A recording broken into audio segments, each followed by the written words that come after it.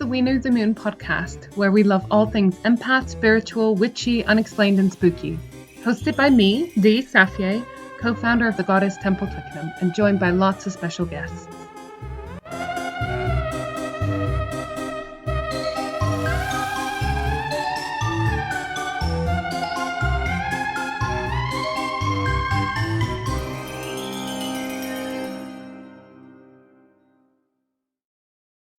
Hi there, this is Dee from We Knew the Moon, where we love all things empath, spiritual, witchy, unexplained, and spooky. So I'm really excited. Some of you might remember Sareta from last season. She's back. Guess who's back? Oh, I can't afford that song. So Sareta is a content creator, podcaster, blogger, writer, comedian, actor, legend, wine aficionado, an amazing friend. So happy to have her back. I'll put her links in the show notes so you can check out how fucking fabulous she is. I think your favorite place to hang out is Instagram, isn't it? Hey, Sareta. That is my favorite place to hang out at the moment. Although things are changing. You're a bit TikTok-y now, aren't you? Yeah, I'm dabbling TikToks. It's a bit different. It's a bit more fun. Not more fun. It's fun on a different level. But yeah, you can find me on Instagram. On the gram. On the gram. But hello. Hi. Thank you for having me. Oh, thank you so much for coming back. We have recorded before last season.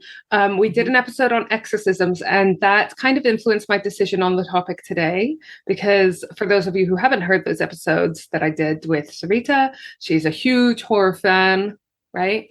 I am indeed. And I am a huge spooky fan. So this is inspired by your love of scary movies. Okay. Can you remember, going back to those recordings, what I said was one of the first horror films I ever watched? Oh, you put me on the spot. Oh, I can't remember. I know we spoke about Poltergeist and stuff. Well, the first horror film that I like, it's more the first one I watched on my own. Anyways, it was the Amityville Horror. Oh, yes, I do remember. Right? I was like, yes, absolutely. The original, I should say. Yeah. Oh. So can you guess the topic of this episode based on that little bit of information? Are we doing like hauntings? Like, close? Yeah, pretty much. I'm doing creepy houses. Oh, I love creepy houses. Oh, I love creepy houses, Dee. There's one near me, near a school, and it's like on a corner, and I refer to it as the, what's her name? Sabrina, the Teenage Witch House. Because I was like, I've got plans for that house. One day, if it goes for sale, I want to buy it because it does look absolutely witchy. But yes, okay. This episode comes with photos, so it's time for me to tell you that if you sign up to the Patreon, any amount, then you have access to all of the videos, unedited full videos of season 4 podcast episodes. So that's patreon.com/We Knew the Moon. Go check it out. Literally sign up for any amount and you'll be able to see all of our hilarious reactions to things and photos of these houses and so forth. So you just mentioned a house in your neighborhood now, but did you have, when you were a child, that neighborhood house that everyone would talk about being spooky or haunted? You know what? No. And it's like, it's a bit weird because everyone's lived near a spooky house. I think because I lived in London. There's just shit houses, right? What? We just have shit houses in London. Well, no, I lived in Wembley. So the area is very much like, stadium and stuff like that. There wasn't really many houses. So I lived in a flat on an estate. And there was a flat that we as kids would play out. We would not go near that flat. However, not because of supernatural reasons. They were just riddled with cockroaches and mice, and I don't think they really looked after it. And you know what happened? They were there for like a couple of years. I remember we didn't really play out with the kids. It was probably not very nice back in those days, but we didn't play with them because, they were just really, just not. But the council actually moved them out and then put like a metal door on that door. And I don't know what they did to it, but they never put anyone in there. And it was forever just not used. Big metal door that I've never seen before in my life on that door. So yeah, we never actually saw that again. That's really weird. What happened in there? I know. But saying that, when I first moved to Colchester, we went to look at some houses, and there was one house I absolutely loved. It was massive, just off of the high street. So it was a bit weirdly located. It didn't have a garden, however. It was backed onto a cemetery. Ooh. And I got spooky vibes from that house. They had like massive wardrobes and stuff. So it kind of did remind me of the Conjuring house. Yeah. I can't say the word.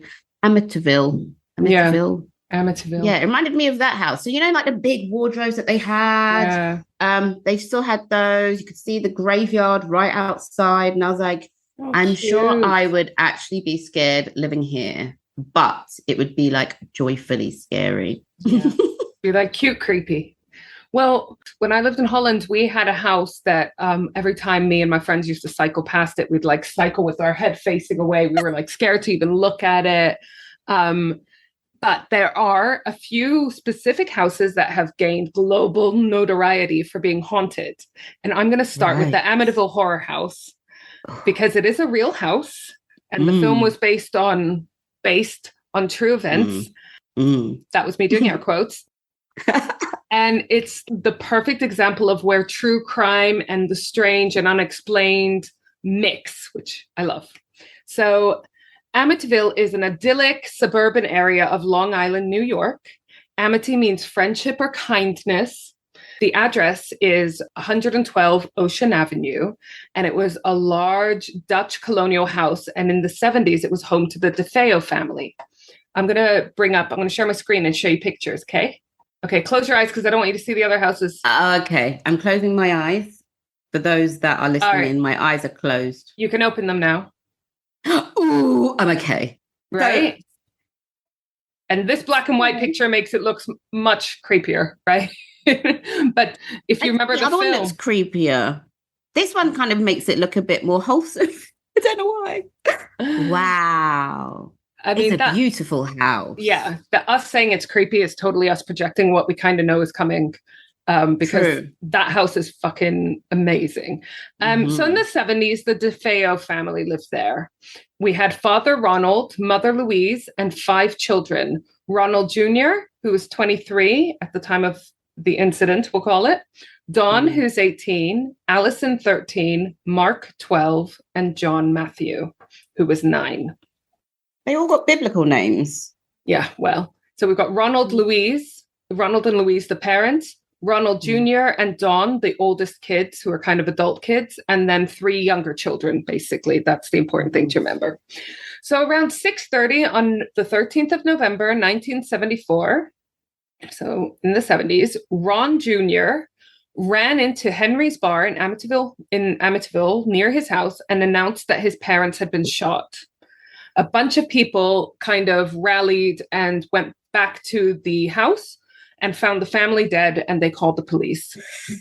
So already it's a little bit weird that he didn't call the police right away from his house.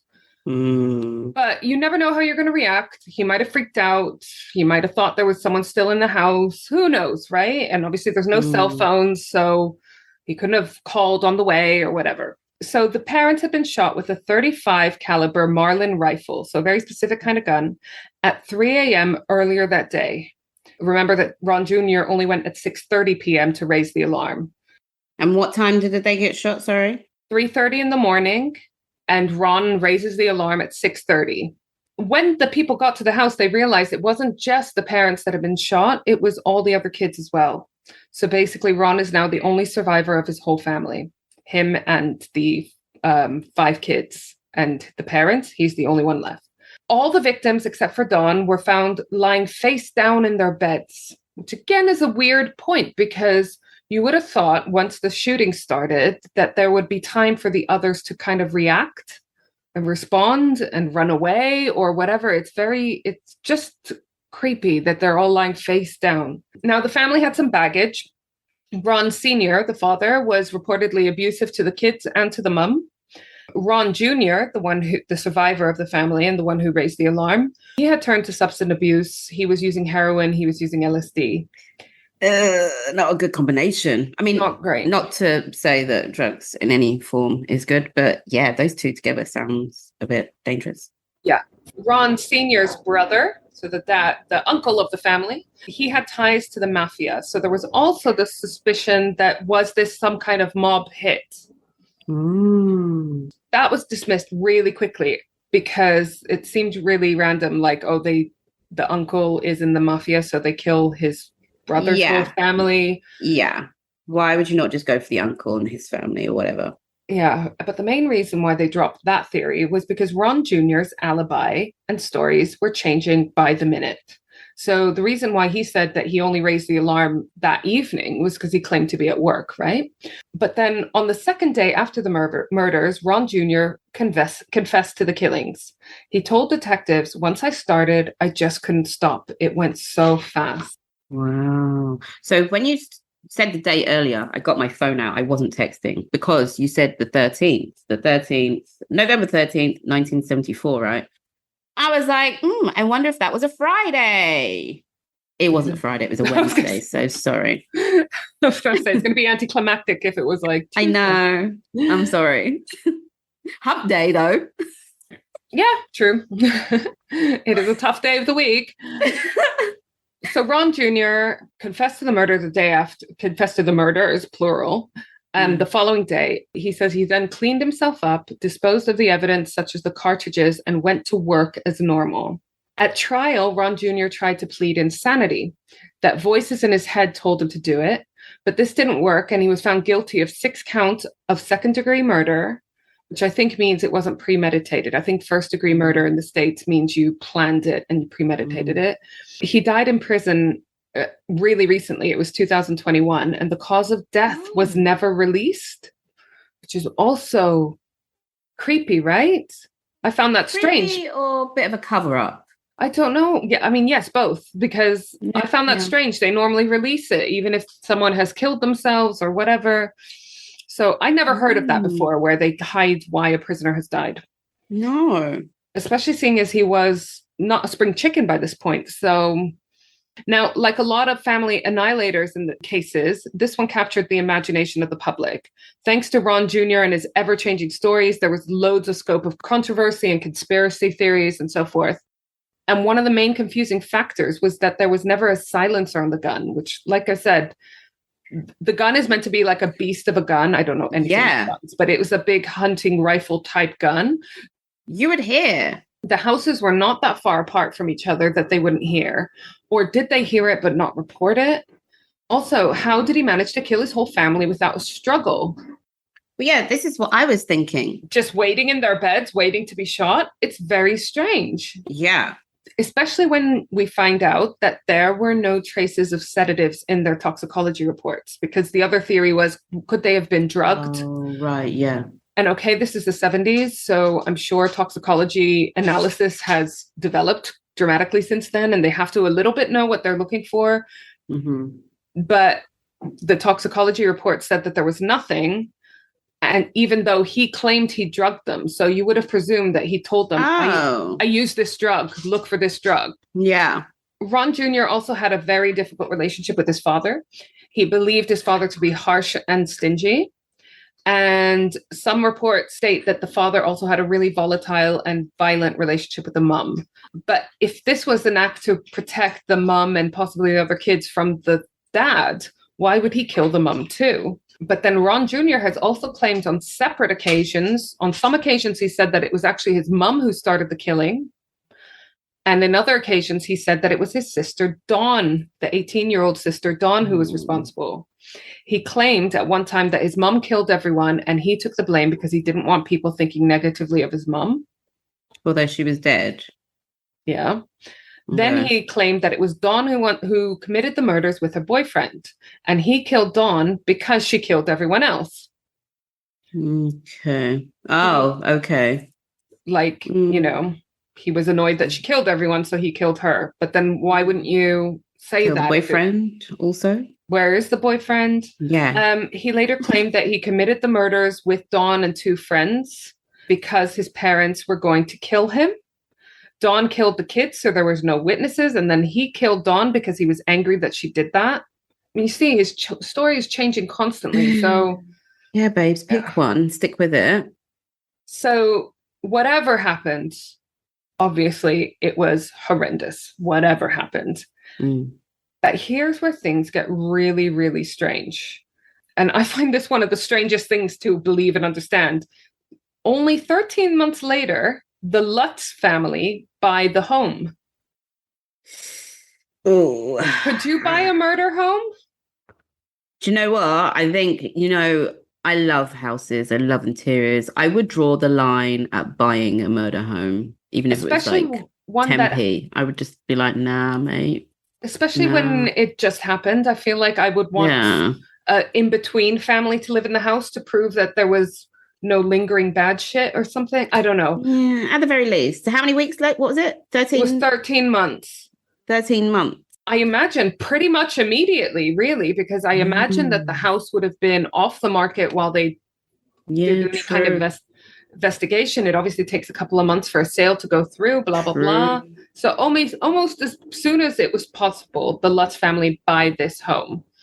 There was no way they didn't know what happened. It was a very, very public situation, right? It was in the papers. It was a huge story at the time. So they bought the house for $88,000. But here's another creepy fact. They kept all the furniture, including the beds that everyone was shot and killed in. That's just inviting stuff to happen. Come on. Creepy, right? I sleep on the floor before I put my kids in a bed that someone was murdered in. I mean, I would be uncomfortable sleeping in a bed where a murder hasn't happened. So for me, this is just like, Yeah. I don't know anything about the Long Island real estate market in the 70s, but I'm guessing that the price was really, really, that it had a serious reduction. Back in those days, 88,000, or was it like 1,000 in those days? Sounds quite expensive, no? It does, but this is for a 5-bedroom house with a pool, a canal, and a boathouse. Okay. So I'm guessing. All right. Yeah, that's probably quite cheap. That would probably be like loads more. Yeah, in those days. But here's the thing. The Lutzes lasted 28 days before fleeing the house. 28 days later, babes. Yeah. So the Lutzes, if you haven't guessed, they are the family that Amityville Horror film, the original, is based on. Their time in this house. So here's a list of some of the things that supposedly happened to them in their less than 1 month stay in this house, right? The father, George, would wake up every morning at 3:15, the exact time of the DeFeo murders. There would be swarms of flies in the house. The mother, Kathy Lutz, would have nightmares about the DeFeo murder. It's like, yeah, well, maybe that's because you fucking bought a murder house. You're sleeping in their beds. Literally. They felt presences quite often, and they sometimes saw them. The kids started acting strangely, like the daughter, Missy, had a demonic friend called Jody. They heard slamming doors. Kathy would have marks appearing on her body. George would witness Kathy levitating in her sleep. Green slime would ooze from the walls. The toilets would fill with black sludge. And the crucifixes on the walls would revolve. So some of those things you might remember from the film. Yeah. Yeah, I mean, if that was happening, I'd fucking get the fuck out too. But as we established, I wouldn't be there in the first place. Right. It's like cut your losses. But yeah, you decided to do that. Like, you wasted all your money. So the Lutzes even got a priest in to bless the house. But the priest supposedly heard a voice shout at him to get out. And afterwards, the priest supposedly suffered from stigmata, which is the wounds of Christ on the hands and the feet and the crown of thorns. But it turns out this priest was a charlatan who'd basically been banned from performing religious duties previously. Ugh. So he didn't even bless the house properly then? Probably not. And it soon came out that actually the entirety of the Lutzes story was a hoax. Oh. So. Really? Yeah, let me tell you. So wait, why did they move out? Still a great film, but I'll tell you. So Jay Anson is an author who wrote the original Amityville Horror book, which was published in 1977. And even though it was a novel, it was often promoted as nonfiction, like it was a book about, the murders and then the following hauntings. So this book is 77, so it's only a couple of years after the DeFeo murders, and it's only a couple of years later that the film came out in 1979. Mm-hmm. So it's just a really quick turnaround. So the hype is still, it's still fresh in people's minds, the whole DeFeo murders and so forth. Anson had supposedly recorded 45 hours of interviews with the Lutzes. Now, surprise, surprise, the Lutzes were in debt. George had already been curious about paranormal activity and supposedly thought up this hoax with Anson himself.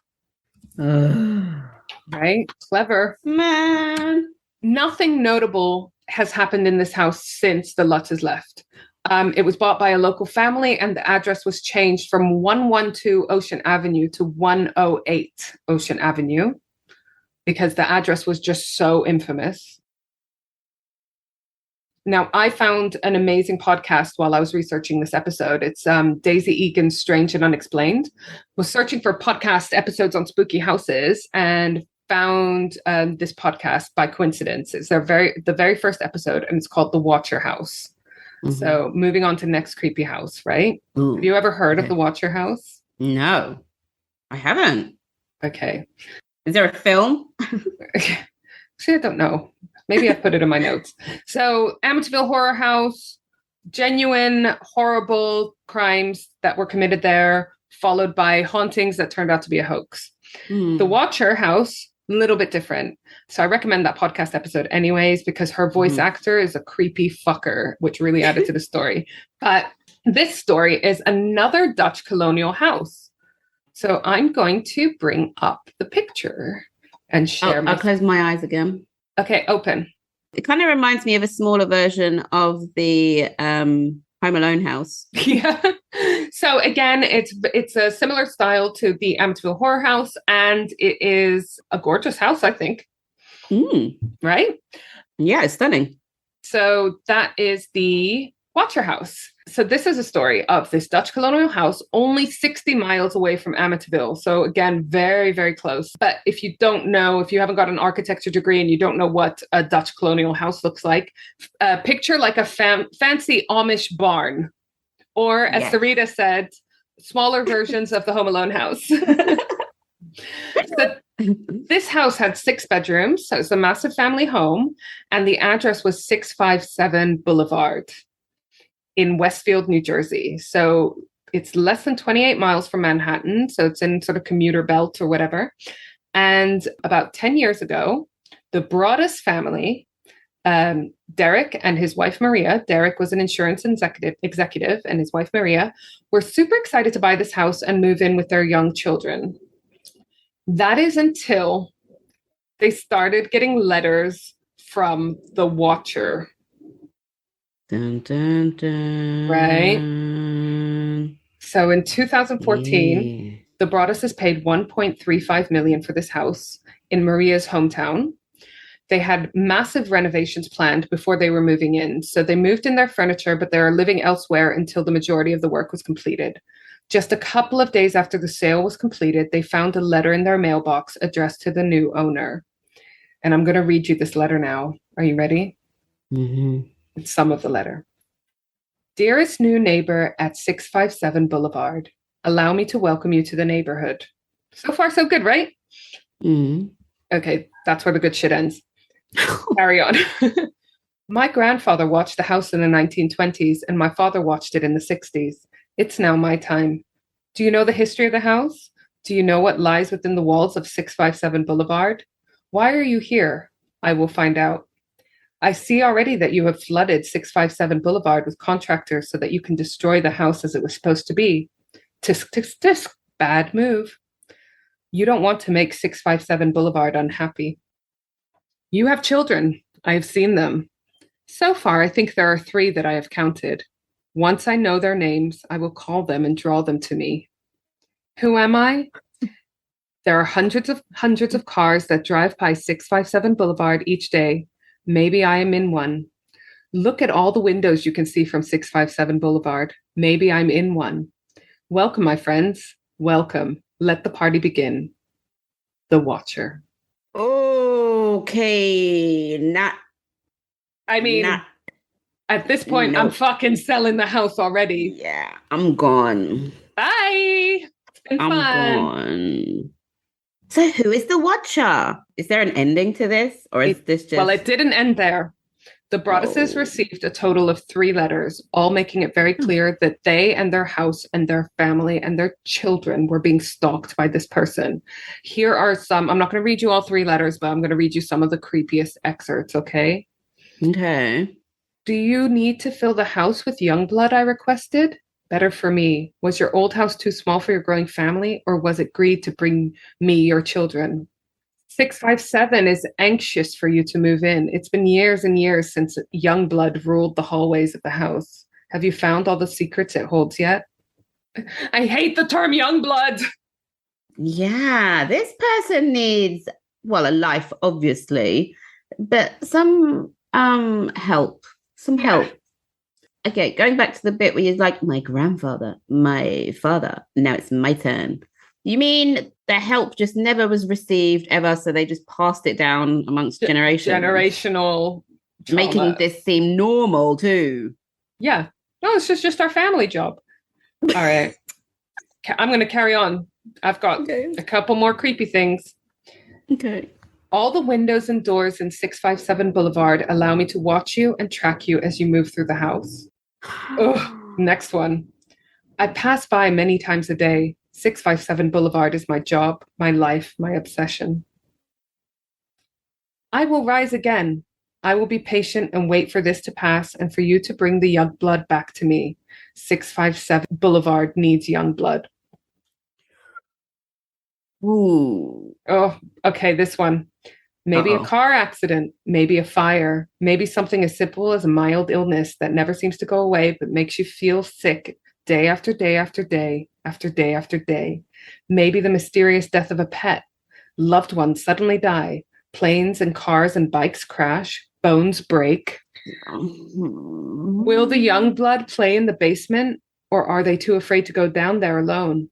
I would be very afraid if I was them. It's far away from the rest of the house. If you were upstairs, you would never hear them scream. Oh my gosh, I'd have to move. Right? No. Will they sleep in the attic, or will you all sleep on the second floor?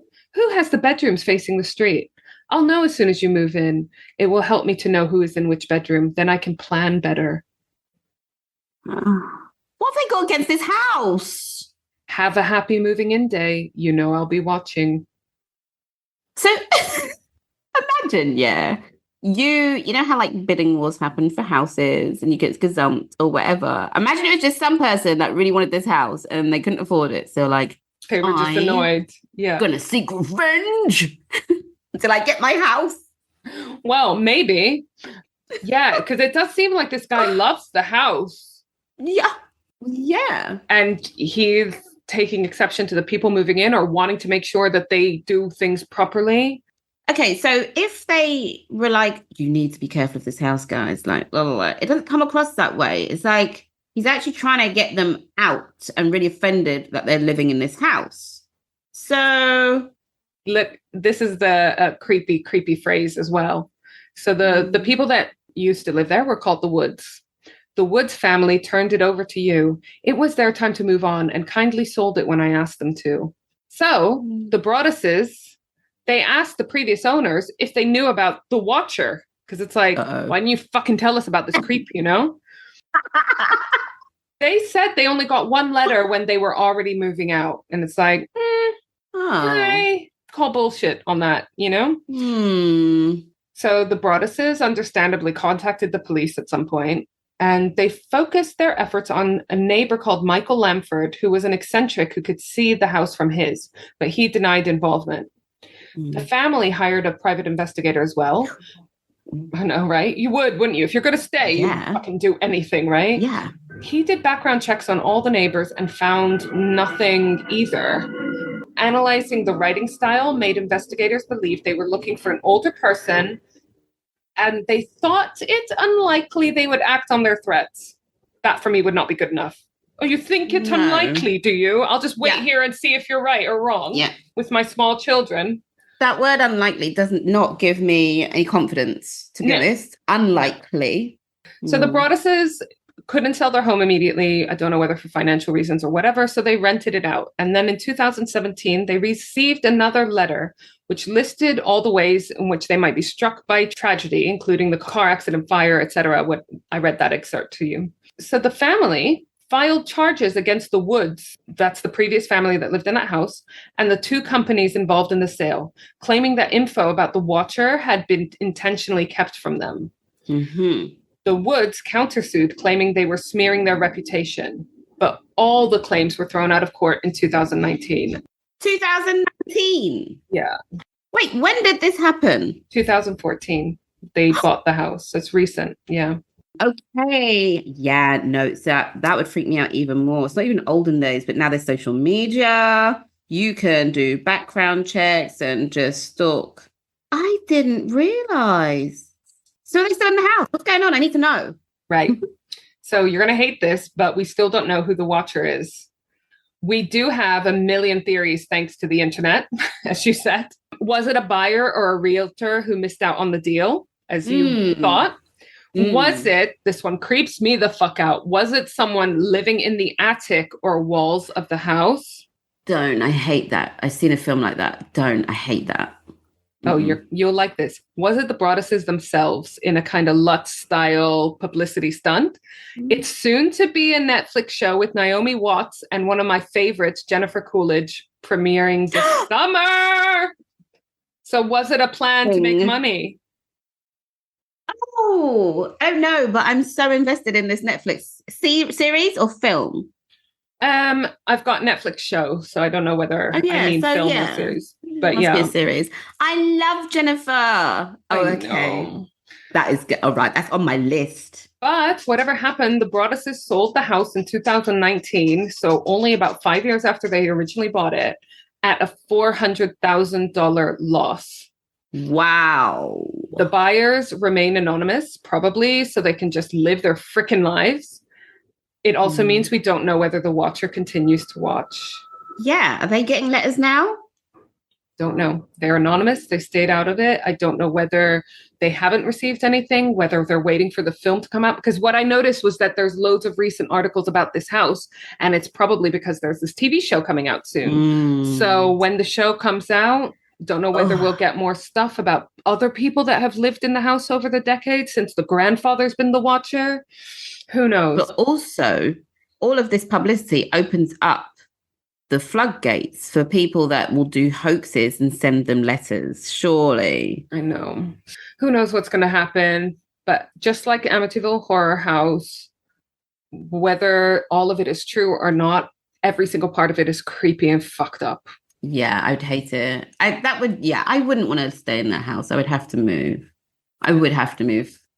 Just someone watching you all the time. I know. And they didn't buy a murder house. It's just a normal house.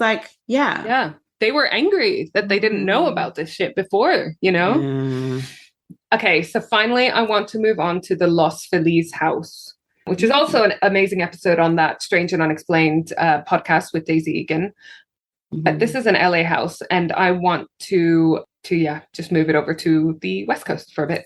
So it's in California, in an area of LA called Loz Feliz. And we are going back before the Amityville Horror Story. We're going to 6th of December, 1959. Okay. And the owner of a mansion in Loz Feliz, Dr. Harold Perelson, killed his wife with a hammer and attacked his 18-year-old daughter as well, and then took his own life. Now, his 18-year-old daughter luckily survived, but that is a fucking gruesome story. So supposedly, this Dr. Harold Perelson, he had financial difficulties, and there's a lot of confusion over how the doctor killed himself. Some people say poison, some people say acid.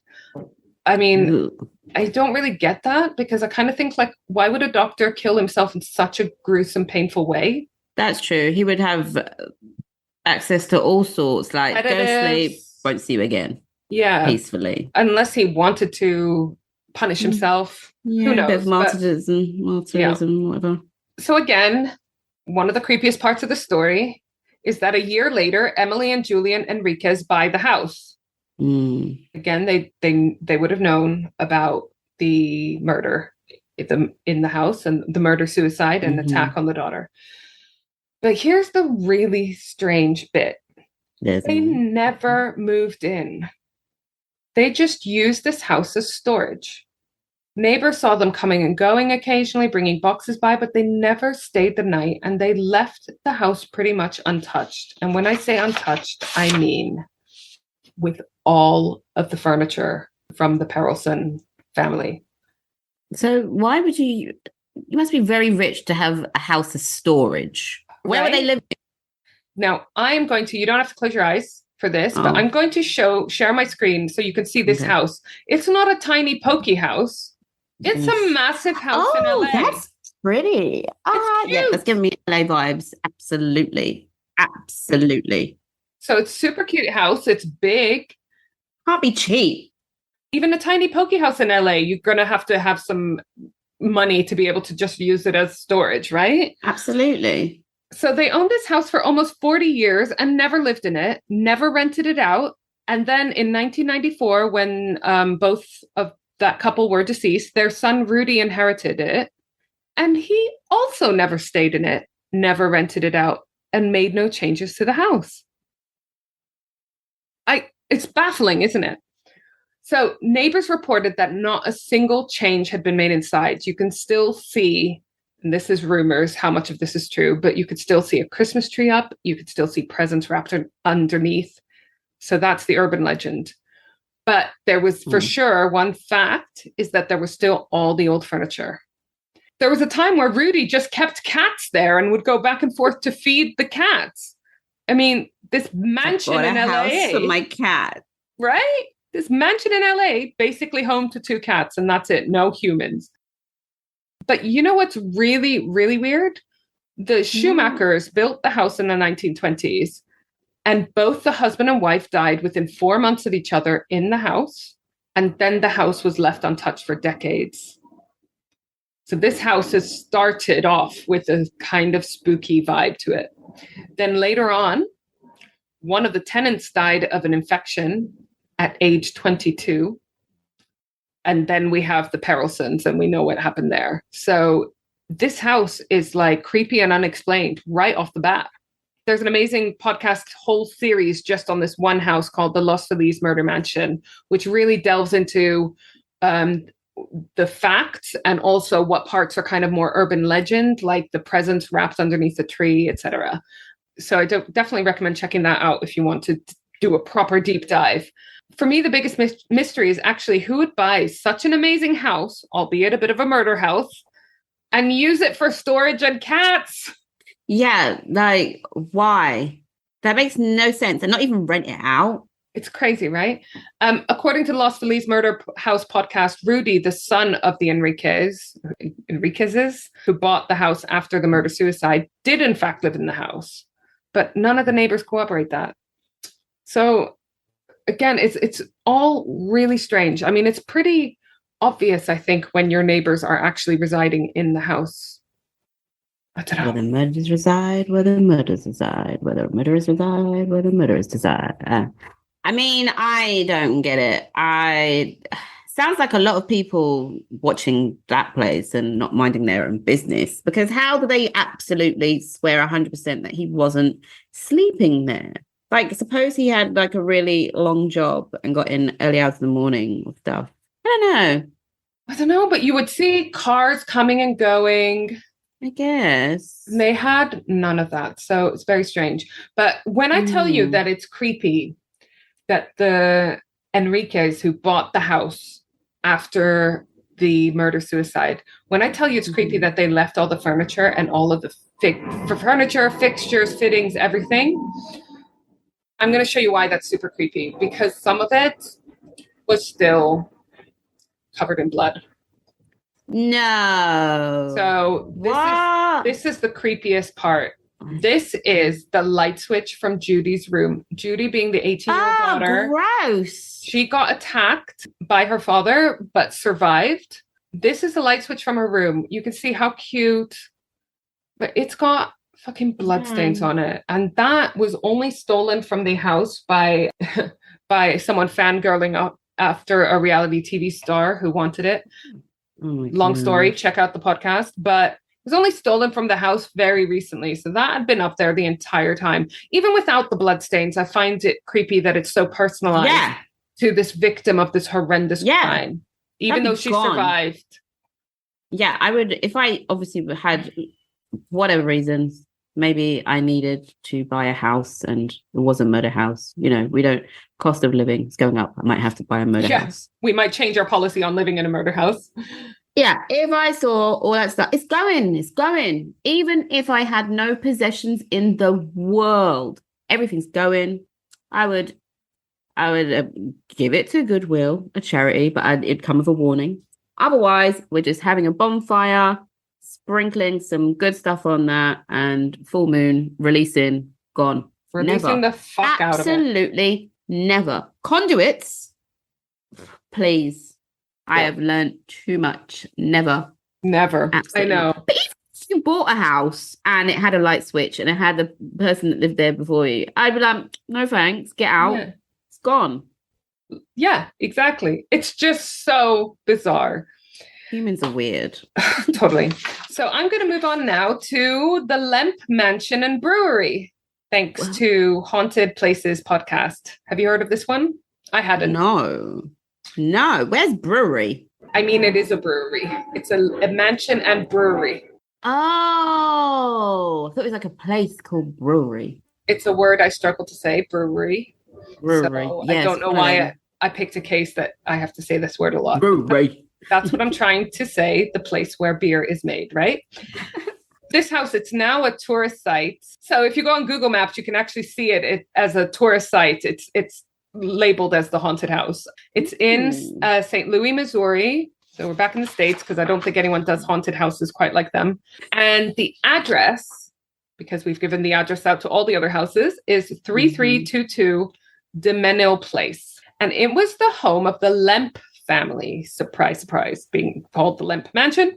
So it was also home of the William J. Lemp Brewing Company. Now, some Americans might be familiar with that name if you are an American beer drinker. I'm neither, so I didn't know this. But it was a very, very successful business before the Prohibition in the States when they outlawed alcohol. The house was built in 1890, which we know for the States is fucking ancient. And all of these houses are like, they're old for Americans. And the Lemps lived here until about 1949. I'm going to show you the house. It's a very different style. I also think this one is super cute. Oh, that's so pretty. Right? Wow. If that was here in London, they would have turned that into about 20,000 flats. I know, right? Studio flats. But look, it's got some weird tower or curve at the back. It looks really nice. That is really nice. Yeah. So the Lemps lived here until 1949. Then it became a boarding house, and some of the grounds and the structures were destroyed for the construction of Interstate 55 in the 1960s. The building is currently a restaurant and an inn owned by the Pointer family. So if you are in the area, you can go and have a meal there and have a little tour, because they take advantage of the spooky nature and the spooky history of the building to hold murder mystery dinners and ghost tours. Oh, wow. But you're probably wondering what makes it spooky, right? Yeah. I haven't told you anything spooky yet. Let me tell you. Okay. We're going to start with Adam Lemp. He was born in Germany in 1798, and he arrived in the US in 1836. He started his American dream as a grocer, opening a store in St. Louis called A. Lemp & Co. And he also sold his own brand of vinegar and beer. Now, as someone who doesn't like beer, I don't really think I would notice if I got the two confused. But by 1940, he'd worked out where the money was at and focused on the beer and started his own brewery, which he called the Western Brewery. There was a really large German population in the area, and his German beer was rare in the US. So this German population were obviously a huge fan of having this sweet taste of home. And St. Louis was a really good place for this because they had underground caves, which were used for natural refrigeration, which I thought was pretty cool. Get it? Very good, Steve. Very good. Thanks. Adam's son, William Sr., was also born in Germany in 1835, just before the Lemps moved together to the US. And he went on to study at St. Louis University and worked at the Western Brewery as well. But he left to form a partnership with another brewery. And in 1862, when Adam Lemp, his dad, died, William returned to Western Brewery to run it himself. He expanded the brewery, and it actually became the largest one in St. Louis, eventually with the beer being sold worldwide. Then we come to 1890, and they moved into their new Lemp Mansion, which is the one that I showed you. By 1892, though, they renamed Western Brewery to the William J. Lemp Brewing Company, with William Sr. as the president and his son, William Jr. as the vice president, and the other son, Louis, as the superintendent, which kind of sounds a little bit like a made-up job for the least favorite son. Actually, it was his fourth son, Frederick, that he hoped would take over the company. But in 1901, Frederick died of heart failure. And William Sr. was devastated. So in 1904, only a few years later, he took his own life and committed suicide by gunshot. Oh, wow. Sorry, I want to rephrase that because I know saying that committing suicide is not okay. He performed suicide. Oh, that's not good either. What is it? I don't know. Well, he took his life by gunshot. Let's say that. Right. You've got good intentions there, Dee. The listeners will understand. Thank you. I hope so. But this was just the beginning of a series of tragedies that to hit this family. So already we have the son dying young and the father taking his own life. William Jr. then took over the brewing company as president. He had a protracted, messy divorce from his wife that saw him losing any custody of their son, William III. So William Jr. Lots of Williams in the story. Then in 1920s, the US entered one of the darkest times, the Prohibition. So the brewery was shut down and sold. So William Jr. shot himself in the office. Oh, wow. December 29th, 1924. Whoa. But we're not done yet. Oh. Elsa Lemp was the youngest child of William Sr. She married Thomas Wright in 1910, but filed for divorce in 1919, claiming the marriage was damaging her mental and physical health. The divorce was granted, but then they reconciled and remarried in 1920. So they were filing for divorce. A year later? Yeah, filing for divorce in 1990, got divorced, reconciled, remarried in 1920. You and I have both been through a divorce. Yeah. I don't know how they do it this fast. No. Money? Is it money? When you have money, you can make it go through faster? Because I don't know. Or if you just say, I don't want anything, just parting ways like I did. Mine was quite quick. I was just like, I don't want anything. Don't give me anything. Bye. Done. Well, mine just felt like it was dragging on and on. I legally wouldn't have been able to divorce and get remarried this quick. But anyways, so they got remarried really quickly. But then later that same month that she got remarried, Elsa shot herself in bed. Not in the Lemp Mansion, but this is another tragedy associated with this really unfortunate family. And there are theories that this was murder masked as suicide. I mean, if you think, if she's saying that the marriage is damaging her mental and physical health, you can interpret quite a lot in there, whether there was violence involved or not, but it's just horrifying. Charles Lemp, the third son of William Sr., was the final Lemp to live in the mansion. He was in banking and finance, and he was dipping his toes in and out of politics. But April 1941, Charles Lemp sent a letter to the South St. Louis Funeral Home requesting that in case of his death, his remains should be taken by ambulance to the Missouri crematory. His body should not be bathed, clothed, or changed. His ashes should be put into a wicker box and buried on his farm. There's no funeral to be held or notice to be put in the papers.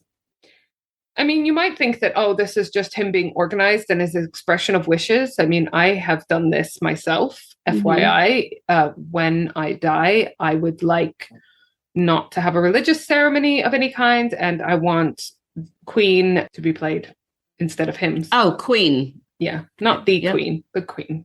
Yeah, I was like, where are you going there? You don't want Yeah. to be religious, but you're going to be very patriotic. Yeah, no. Who knows what happened on my deathbed? So some people express their wishes for their funeral or whatever. So this doesn't sound that weird, but then it's a bit morbid when you think that 8 years later, he too shot himself in the head, leaving the following suicide note: St. Louis, Missouri, May 9th, 1949. In case I am found dead, blame it on no one but me, Charles A. Lemp. Was it definitely his writing?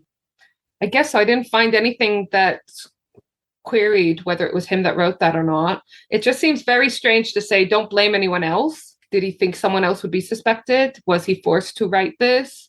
Or is he just saying, look, I committed suicide. Don't think, this was a suicide. Don't look anywhere else. Don't waste your energy, your time, your police resources looking at anyone else. So yeah, apparently the house is still haunted as a result of that.